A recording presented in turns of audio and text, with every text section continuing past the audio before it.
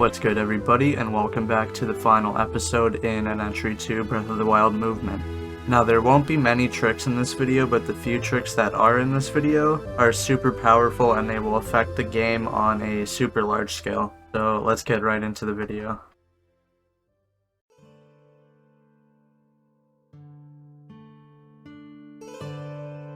Wall jumping can be done by jumping into any wall that isn't climbable, so like Sheikah walls, flop cancelling and unequipping your shield, and then jumping forward or backwards immediately after.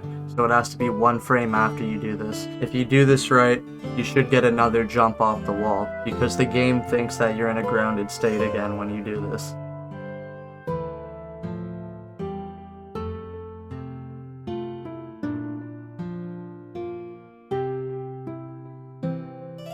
Now, I know I covered Daruk Launching in my combat video, but I thought it was such a cool glitch that I'd cover it in this video as well.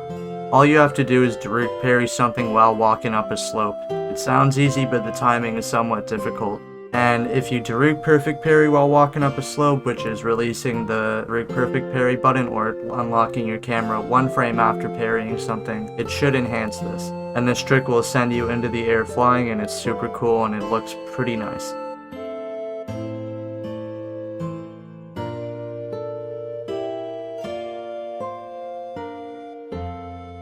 Shield Surf Stasis launching is done by using a metal block, sending it in the direction that you want to send it in, standing in front of it, and then timing your Shield Surf with the fourth ding.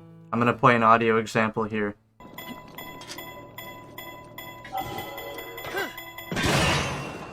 So basically when you hear the fourth fast ding, that's when you want to start your Shield Surf, and as soon as you land you want to jump immediately and you should get launched.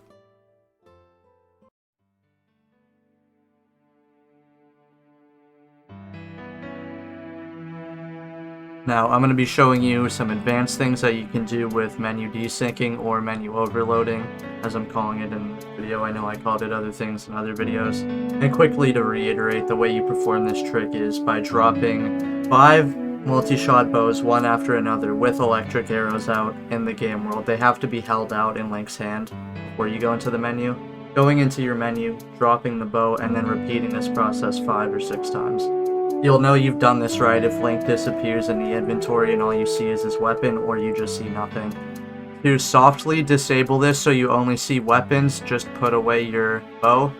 Or if you want to disable this trick completely, just remove the multi-shot bow or put on regular arrows.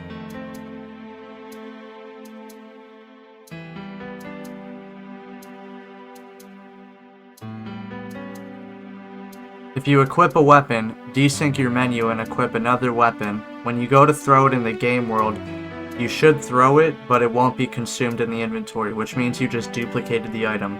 This can also be done with shields and bows, but you have to be able to shock yourself. The easiest way to do this is set up a trap by using elemental ignition. This is done by using an electric weapon, swinging it, going into your menu and dropping it before the swing is finished, and then putting it up next to a metal object.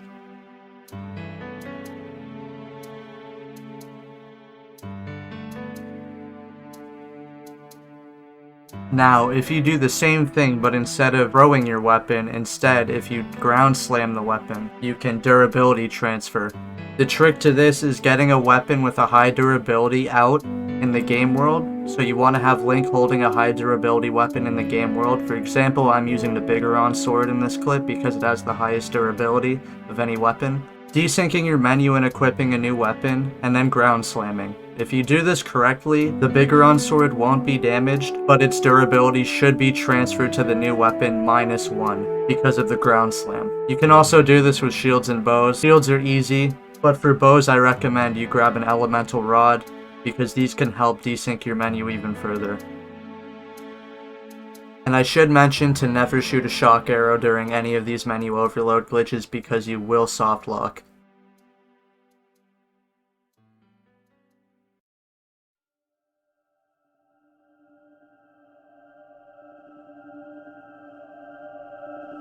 The Boomerang Curse is a glitch that can be done in some kinds of water. It always works in Shrine water and other types of water around Hyrule. It works in Zora's Domain too.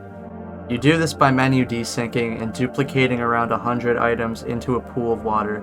You'll know you've done this right if when Link jumps around, he should be jump diving like he's jumping into water, or you can get bullet time off of the ground without even having to jump off of anything. Now after you've done this, jump into the water and you should see that Link won't be swimming, he'll be standing on the bottom. After this, just throw a boomerang in the water and it should be doing the spinning animation while staying in place. If you did this all correctly, when you leave the water, NPCs should be glitching around and some static objects might even be moving. This trick has a bunch of weird things that it can do and I recommend that you experiment with it.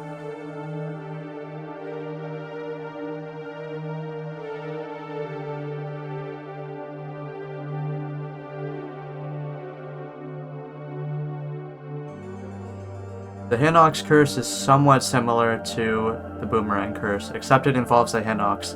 What you want to do for this is, I'm personally using a Stalnox. You want to drop a chest, and then you can actually carry the Stalnox with a chest.